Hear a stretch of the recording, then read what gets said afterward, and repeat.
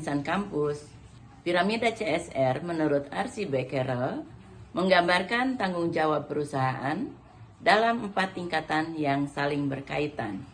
Aspek-aspeknya dari 4 tingkatan itu adalah tanggung jawab ekonomi, tanggung jawab hukum, tanggung jawab etis, dan tanggung jawab filantropis.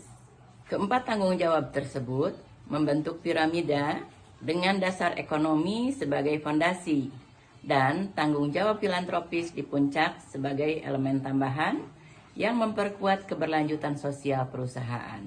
Yang pertama adalah tanggung jawab ekonomi.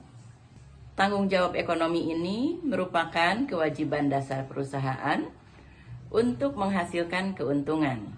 Hal ini merupakan fondasi dari piramida CSR karena keberlanjutan perusahaan bergantung pada kemampuan untuk tetap menguntungkan.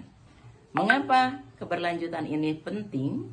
Karena perusahaan harus memenuhi kebutuhan pemegang saham seperti memberikan dividen dan meningkatkan nilai saham. Tanpa keuntungan, perusahaan tidak dapat mendukung tanggung jawab lainnya seperti filantropi dan inisiatif sosial. Ciri utama dari tanggung jawab ekonomi ini adalah fokus pada efisiensi dan efektivitas operasional. Kemudian menghasilkan produk atau layanan yang diinginkan pelanggan dengan harga kompetitif. Kemudian memberikan lapangan pekerjaan dan kontribusi ekonomi kepada masyarakat lokal. Contohnya adalah perusahaan memaksimalkan keuntungan dengan memperbaiki proses produksi dan menawarkan produk yang berkualitas dengan harga yang terjangkau untuk menarik pelanggan. Pada tingkatan kedua, ada tanggung jawab hukum. Ini merupakan kewajiban perusahaan untuk mematuhi semua hukum dan aturan yang berlaku di negara tempat mereka beroperasi. Ini adalah landasan untuk memastikan operasi bisnis dilakukan secara sah dan adil. Mengapa tanggung jawab hukum ini penting? Karena untuk memastikan perusahaan beroperasi sesuai dengan standar yang diatur oleh pemerintah.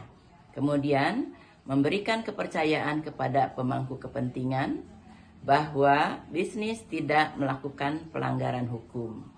Ciri utama dari tanggung jawab hukum ini adalah yang pertama, menghormati kontrak bisnis, hak kekayaan intelektual, dan regulasi lingkungan.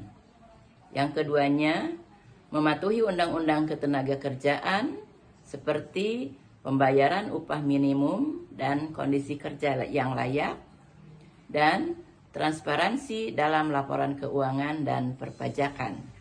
Contohnya, perusahaan membayar pajak sesuai dengan ketentuan dan tidak melakukan penghindaran pajak, serta mematuhi regulasi lingkungan dengan mengelola limbah dan mengurangi polusi. Tingkat ketiga dari piramida CSR Carroll ini adalah tanggung jawab etis.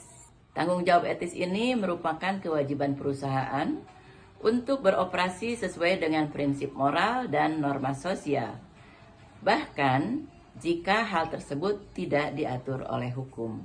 Ini mencakup tindakan yang mencerminkan keadilan, integritas, dan menghormati hak serta kepentingan pemangku kepentingan lainnya seperti karyawan, pelanggan, dan masyarakat. Ada ciri utama dari tanggung jawab etis ini, yaitu yang pertama, berpegang pada norma sosial, mengutamakan keadilan, memprioritaskan transparansi, dan menghindari dampak negatif.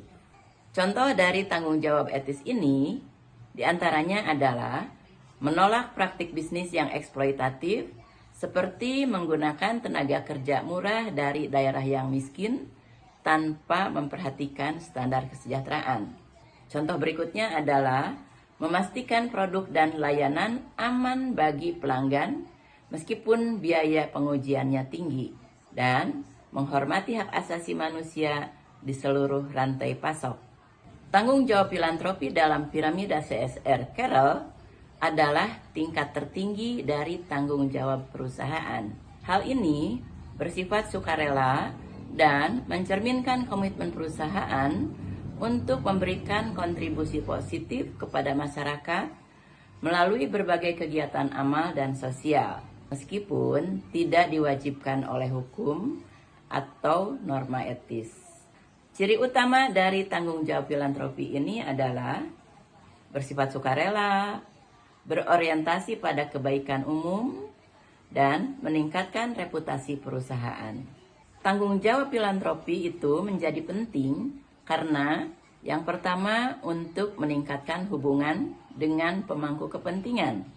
Filantropi menunjukkan bahwa perusahaan peduli kepada masyarakat yang dapat mempererat hubungan dengan pelanggan, komunitas, dan karyawan. Alasan yang keduanya adalah memberikan dampak positif pada komunitas lokal. Ini membantu menyelesaikan masalah sosial yang tidak dapat diatasi oleh pemerintah atau organisasi lain. Alasan yang ketiganya adalah untuk membangun keberlanjutan jangka panjang, yakni melalui kontribusi sosial, perusahaan dapat menciptakan lingkungan yang stabil dan mendukung pertumbuhan bisnisnya di masa depan. Adapun contoh dari tanggung jawab filantropi ini adalah donasi keuangan, sumbangan barang dan jasa, kemudian partisipasi karyawan, dan pendanaan riset. Semoga bermanfaat.